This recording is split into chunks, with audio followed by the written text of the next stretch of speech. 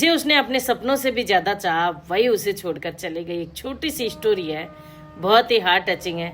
Story को पूरा सुनना, स्किप मत करना, और यदि स्टोरी पसंद आए तो शेयर जरूर करके जाना। कि एक व्यक्ति छोटी सी नौकरी करता, बहुत ही ईमानदार और सीधा साधा।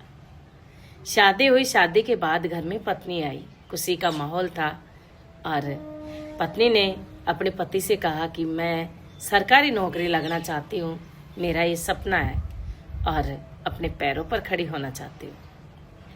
पति ने आंख बंद करके विश्वास किया और हाथ थाम कर कहा कि बस तुम पढ़ाई करो, घर की चिंता मत करना, मैं सब कुछ देख लूँगा।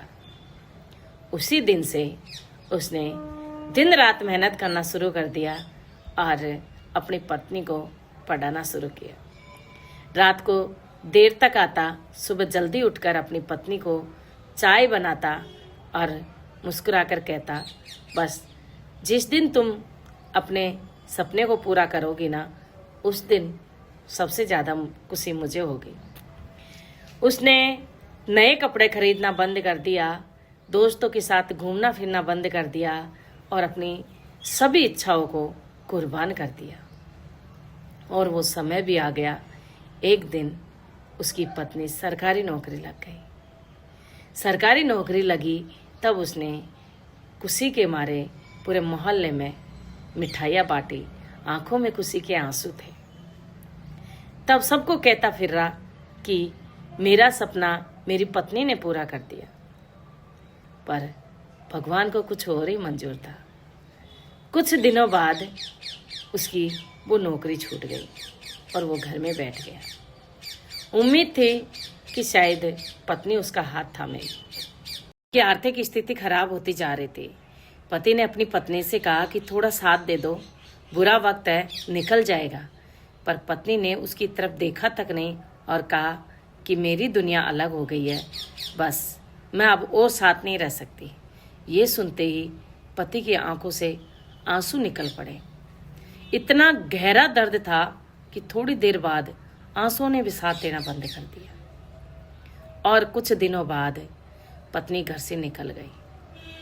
अब पति के पास कुछ नहीं बचा, बस वो उस कमरे में बैठकर रोता जिस कमरे में उसकी पत्नी पढ़ती थी। और अलमारी से अपनी पुरानी डायरी निकालकर पहले पन्ने पर लिखा था कि मेरी पत्नी बहुत आगे जाएगी और उसकी खुशी मुझे सबसे ज़्यादा होगी।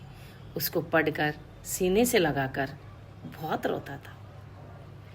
उधर पत्नी को एहसास हुआ कि जिस व्यक्ति के साथ वो गई थी, समय के साथ उसे एहसास होने लगा कि वो रिश्ते का मतलब सम्मान और समर्पण नहीं, वो स्वार्थ और आकर्षण था।